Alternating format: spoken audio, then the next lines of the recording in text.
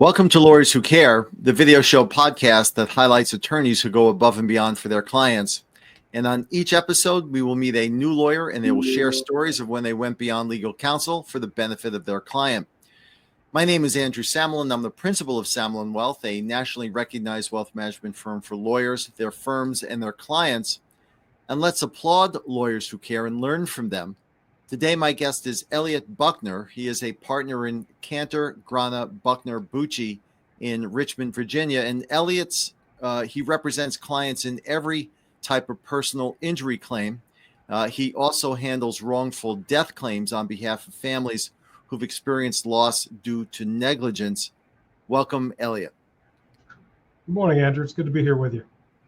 So, Elliott, tell us about what brought you to your profession.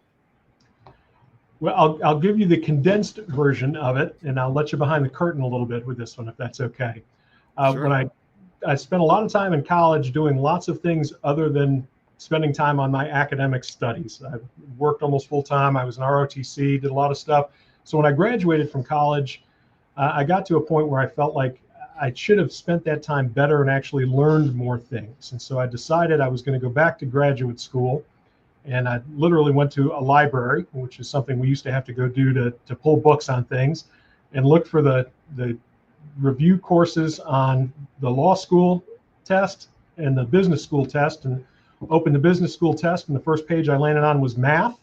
So I put that book back on the shelf and said, I guess I'm going to law school. Yeah. And I had had some experience, some family members that had been lawyers, so I had some familiarity with it. But that was my decision to go to law school. When I first got out of law school, I was actually on the other side. I was doing defense work, and had one day where I literally was drafting a memo to an insurance company telling them how I was going to prevail on a technicality against literally a little old lady who had a legitimate case. She just wasn't presenting it properly. And I realized I cannot do this for the rest of my career. I just can't do it.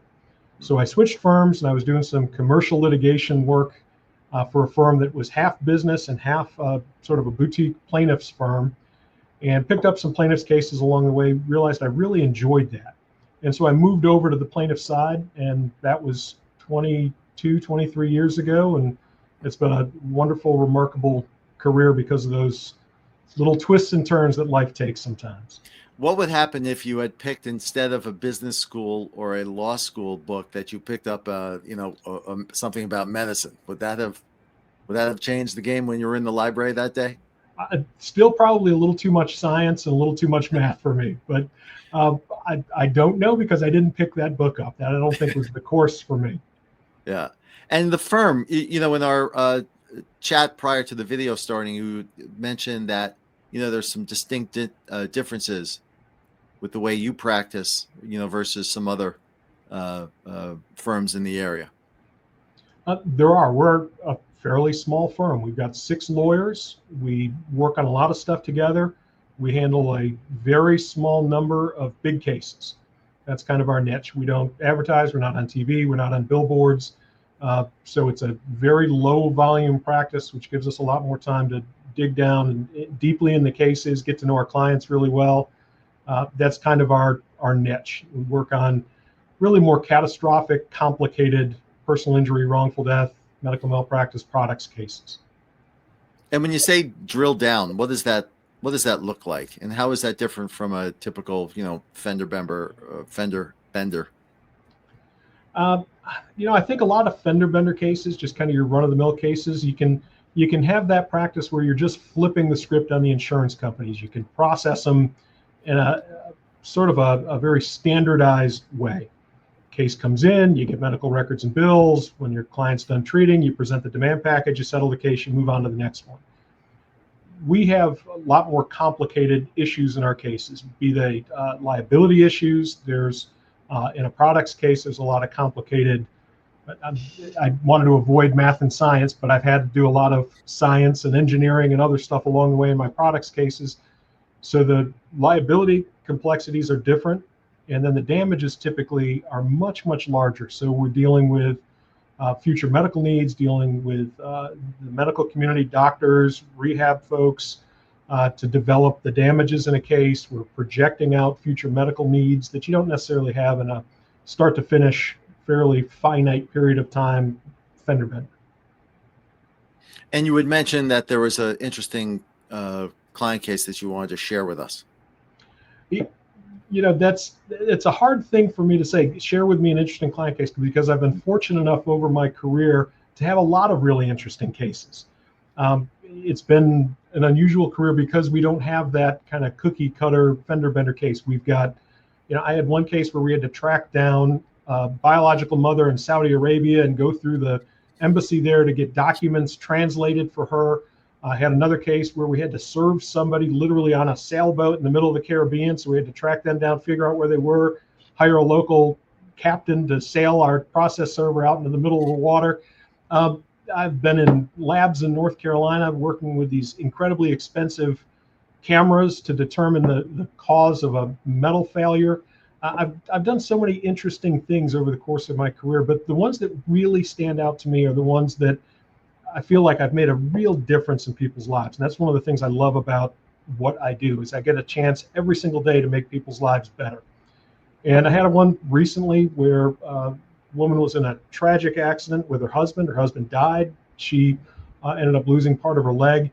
We got a substantial settlement for her that's going to set her and her family up and take care of them for the rest of their lives in a really meaningful way. And it doesn't replace their husband that they lost. It doesn't replace the leg that she lost, but it gives them an opportunity to have the highest quality of life going forward that they can have. And that's just so meaningful to me. And I've stayed in touch with the family. I recently went out to, they had a birthday celebration for the husband and dad who passed.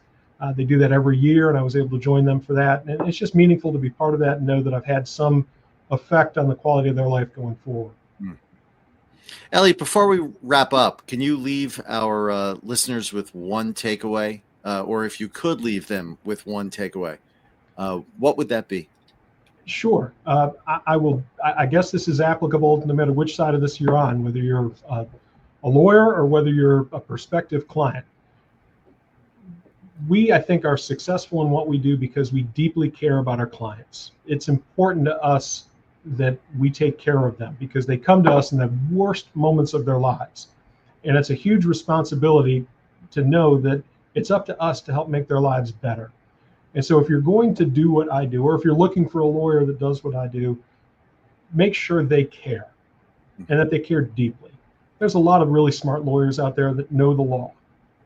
Not everyone cares and is willing to take the time to get to know people the way they need and deserve to have the relationship with their lawyer that I think we do here. And so that is something that has governed how I conduct myself in my career, and my partners do the same. And I think that's part of what's made us successful and certainly makes doing this difficult job a little easier when you're motivated by the need to protect your clients. Yeah.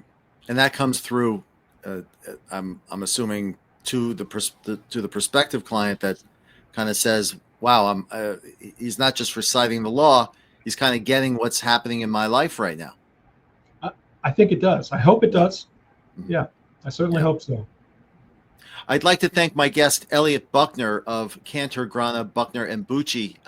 Elliott, can you provide our audience with your contact information? Sure. We're based out of Richmond, Virginia. We handle cases all over Virginia and on occasion outside of the state, but we're based in Richmond. Our main number here is 804-644-1400. Our website is Virginia, spelled out Virginia, trialfirm.com. Gotcha. This has been the Lawyers Who Care video show podcast that highlights attorneys who go above and beyond for their clients. Elliott, perfect example. If you're an attorney or no one who does go beyond, above and beyond, feel free to reach us at 914-666-6600. Elliott, thank you so much for joining us today. Thanks, Andrew. It was a pleasure.